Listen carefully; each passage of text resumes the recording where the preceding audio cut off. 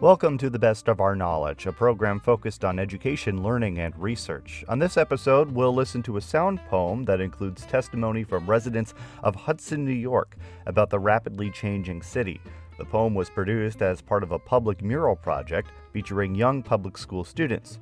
But first, we'll speak with artist Louise Smith about the project that has become an annual exercise in learning and visual art. Next on The Best of Our Knowledge.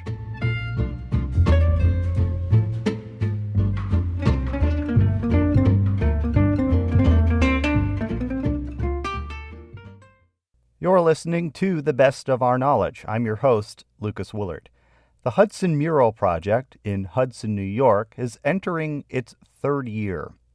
In 2022, students in the Montgomery C. Smith Elementary School Extended Learning Time program were tasked with producing a work that reflects both self and city. ELT instructor Bridget Smith and visual artist Louise Smith helped students create a colorful mural at one of the city's public housing structures. Sound artist Victoria Emanuela produced an interactive sound art piece that adds a new dimension to the project. With students now working on the 2023 mural that's set to be completed in June, I spoke with artist Louise Smith about the project. Each year we're sort of zooming out a little bit more. So we focused primarily on self and portraiture and self-identity. And then we kind of pushed a little bit further out, expanding into the concept of identity, self, race, and community. And I think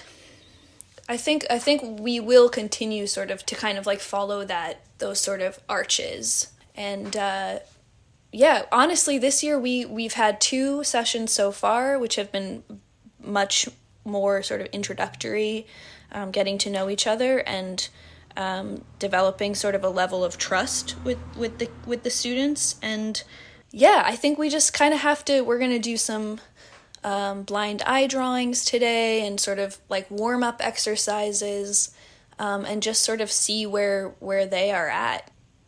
What's important for a student to grasp when they're developing the idea? What kind of exercises do they participate in to help form what's going into the project? Yeah, we do many different exercises. We're meeting with them 1 day a week, until June, really. But as the designated artist in the process, I'm bringing to the table exercises that focus primarily on kind of opening up their eyes to what art, the impact that art can have on you as a person. So it's a lot of like, we look through slides of artists and discuss sort of like the emotional impact that it might be having on them, what the artist's mindset was at. We do these things called blind eye drawings, which, if you're unfamiliar with it, it's looking at something directly and drawing it without looking down at the page. So just sort of like warming them up to feel more comfortable in a creative mindset and space. I know that Bridget has done more sort of writing-based projects. I mean, we have sort of come together to develop questions that are sort of about how they feel about Hudson, what kind of an impact we as citizens of, or community members of Hudson can have on the place. And we hand out journals so that they have their own sort of personal space to do that, and then we kind of come back and share together.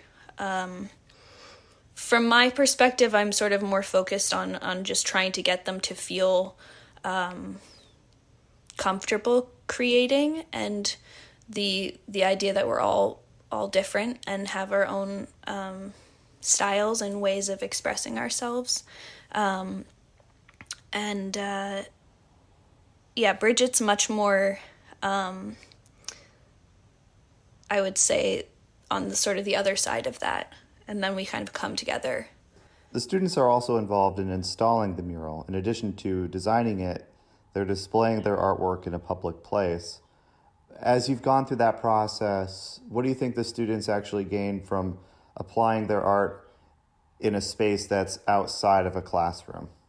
I mean, I think that's kind of everything to me. I think like I mean, we're talking about Hudson in general, which is a very divided city in many ways, and I know for me, like a very important part of being a member of this community is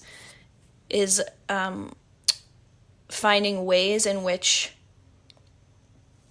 and people can feel more comfortable in a gallery setting, in a space that in an art space, and I think creating something that is so large and accessible is just such an amazing achievement, and I think it's they're along for the journey, so they see the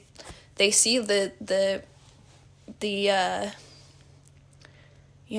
difficulties in it all too, which is also just a part of being an artist, and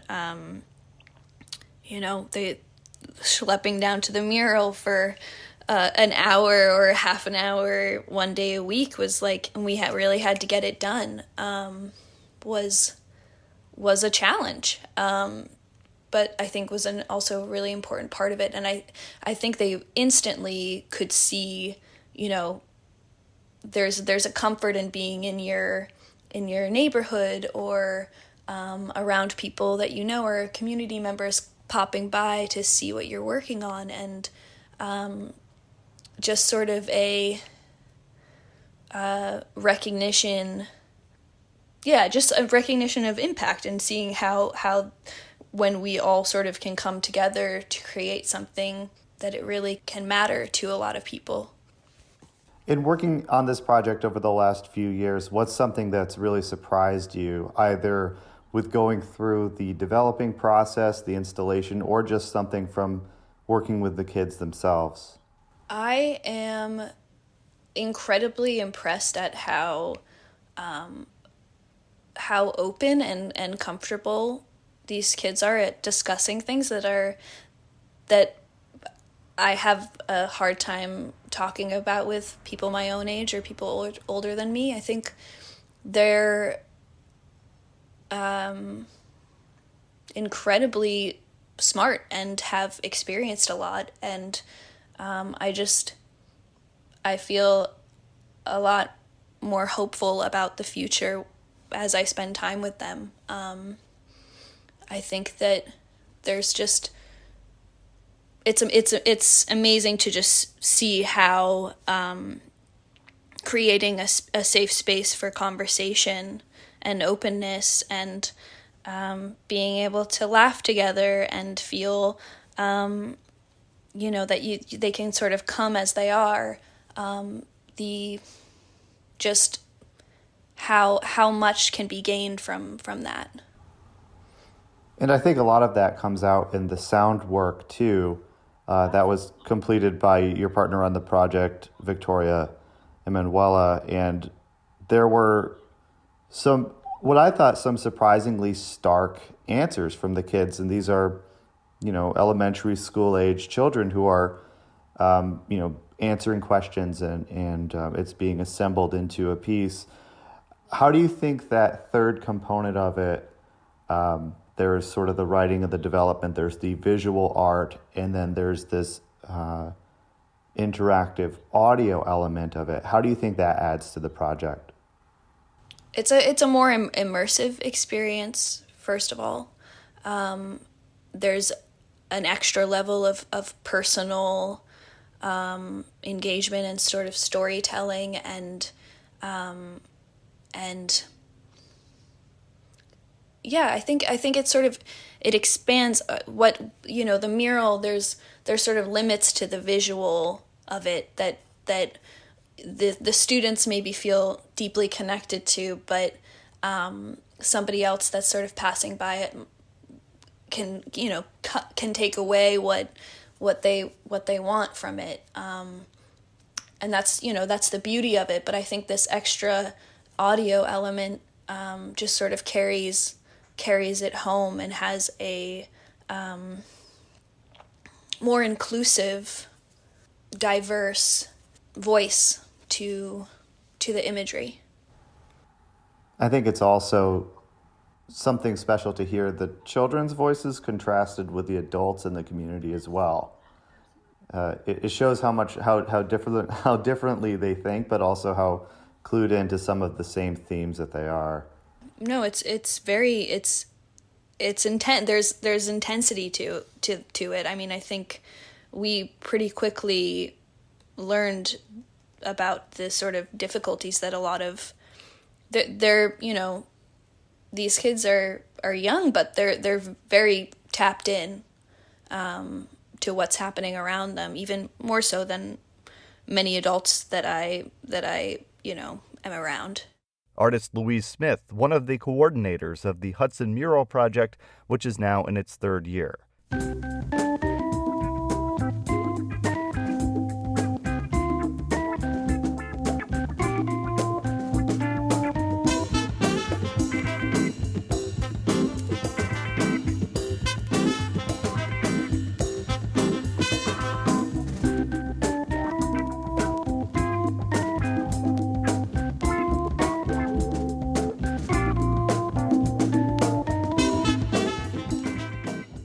You're listening to The Best of Our Knowledge. I'm Lucas Willard.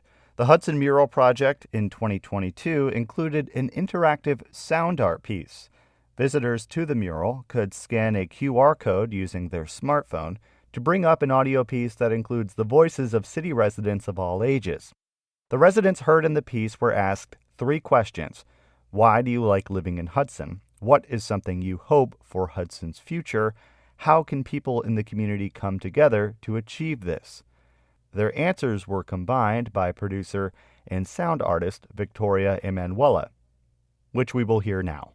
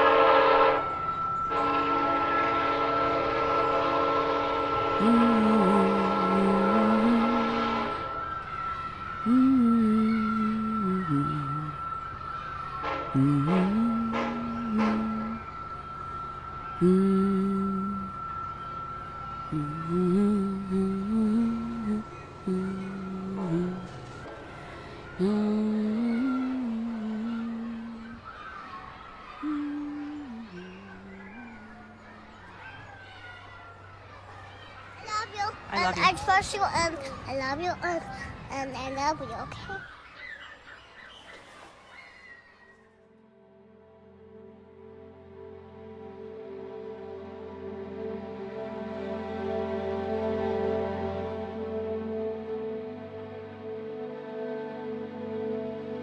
Why do you like living in Hudson? Friendly Bengal. বন্ধুত্ব সুলভ ব্যবহার করে খুব ভালো এখানকার মানুষ বিপদে অনেক সাহায্য করে যখন বিপদে অনেক সাহায্য করে এবং কাজের অনেক সুযোগ আছে এখানে কাজ করতে পারে মানুষ ভালো Community is the most important thing to me. Coming together and helping one another, I think it's the only way that we all thrive. Having lived in places that were so sort of alienating and very little community, it feels really vibrant and alive to walk down the street and know a good percentage of the people here. And it's nice and small and peaceful, but it's kind of changing. So I'm beginning to like it less and less over the years, but I still like it.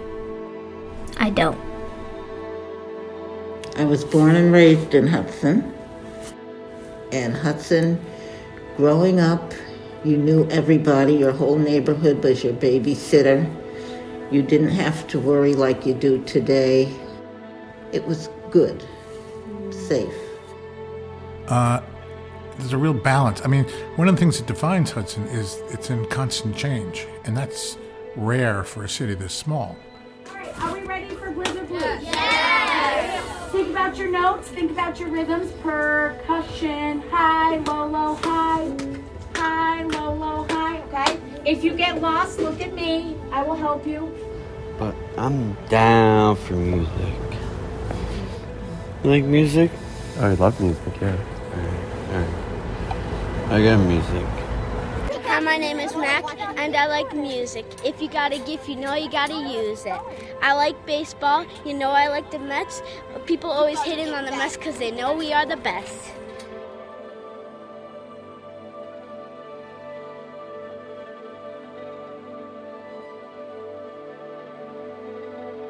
What is something you hope for Hudson's future?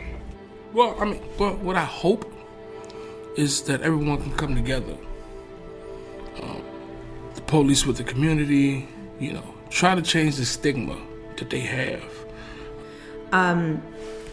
I think that this community is absolutely divided along cultural and racial lines, and I would love to see those communities coming together to align around economic justice issues and this gentrification issue so that everybody has what they need and that we can start moving towards an anti-racist community.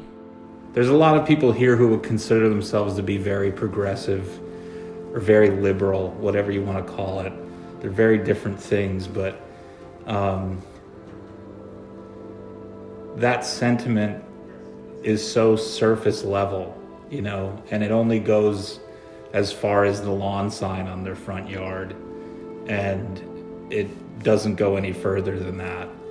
And it's all aesthetic, and it's all, that's very nice, just don't come touch my money, don't come touch my land, don't come touch my property. If you do, all of a sudden the lawn sign goes away, I hope for definitely more affordable housing, because without it, the people I grew up with, they move away, and then it's people leave this little family, and it's kind of upsetting. I would love to see affordable housing return to Hudson, or I would love to see some sort of widely accessible public transportation system to create affordable transport. Because right now we don't have any affordable housing right now because it's expensive. For the city, people took it over. You belong. You belong. You belong. You belong. You belong. You belong. You belong.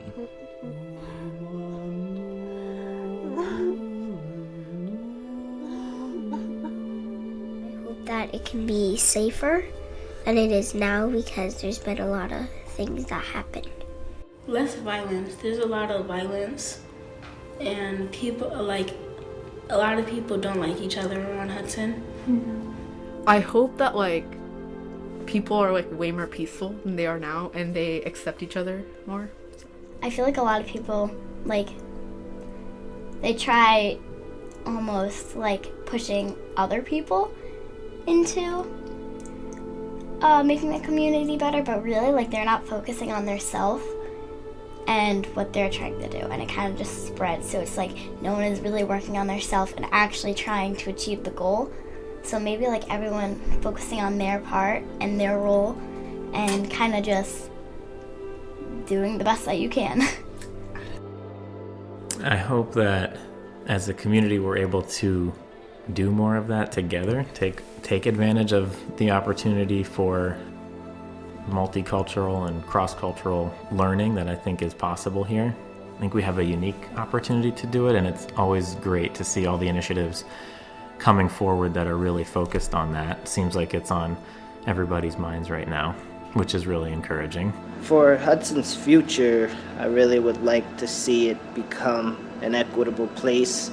Hudson has made a lot of changes over the past 10 years, and I want to continue that progression, but I also want the immediate community to be involved in that progression and have safe places and affordable places to live, so that our community continues to thrive, and that our next generation of community members have a city that they can be proud of and that'll also feel like home to them.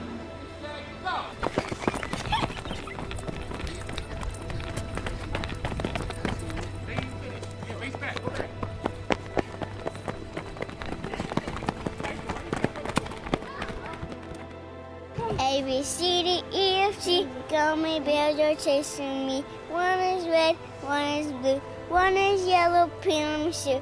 Now I'm on an even faster because the widow and had a knife. Now I'm running for my life because the blue had a blaster. Now I'm running really slowly because the yellow has a one more. Now I'm running really slowly because...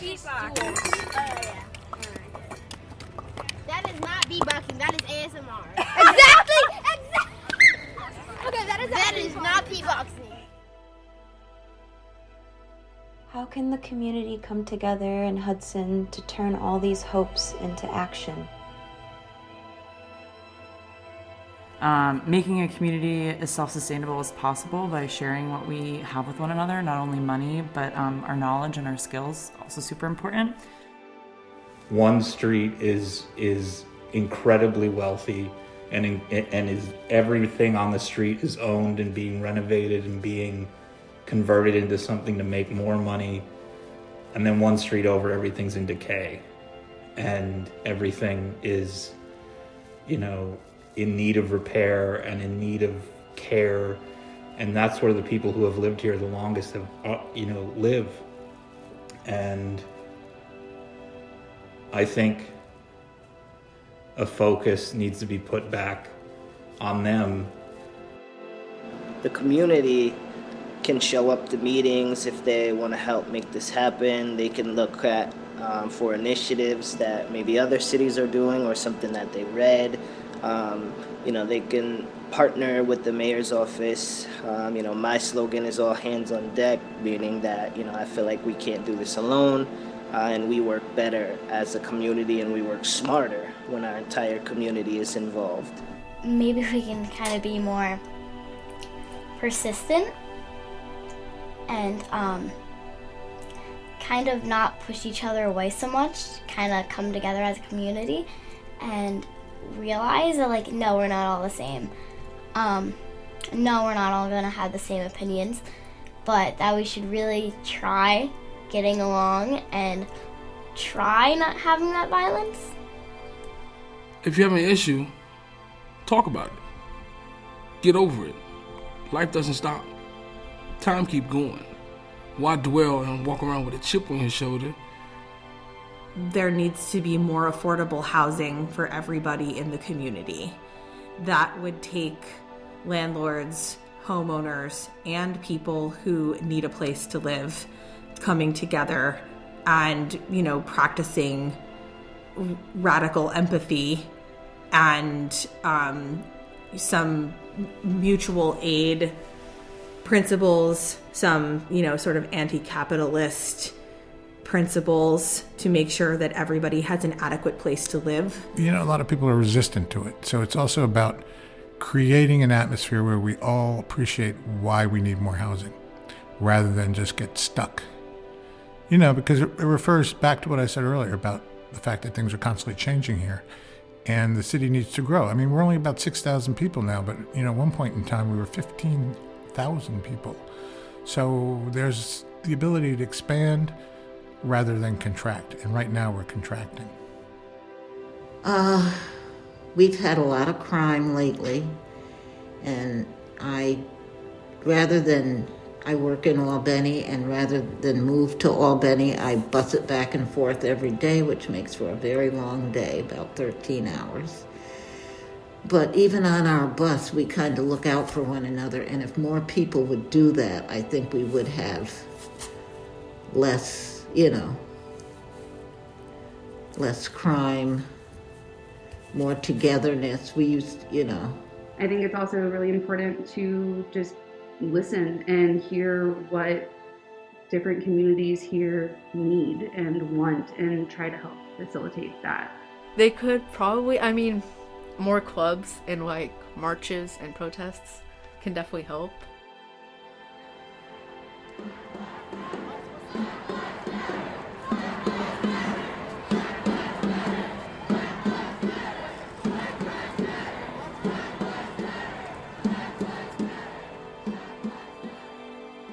I tell people a lot, they're like, man, how do you move through life like that?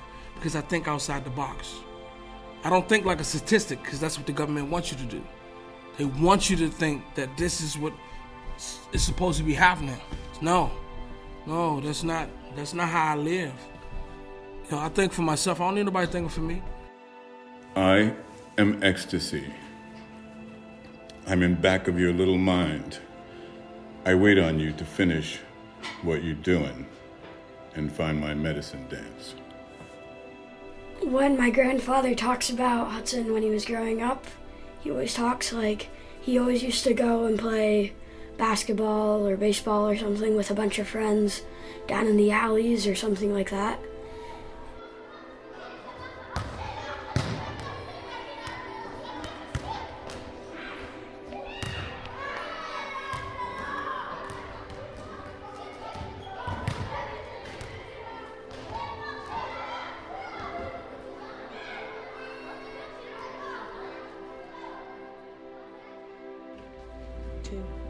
One.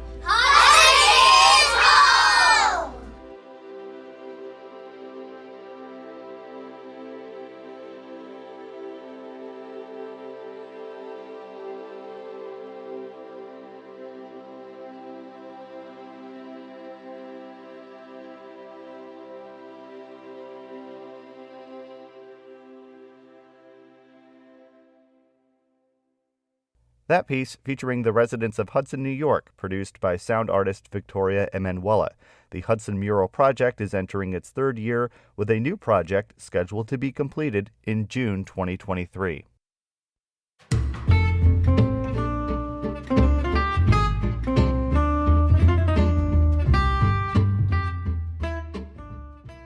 This has been The Best of Our Knowledge, a national production of WAMC Northeast Public Radio. Thanks to associate producer Jody Cowan. Our executive producer is Dr. Alan Chartock. To hear past episodes, visit our flagship station's website, WAMC.org. Until next time, I'm Lucas Willard.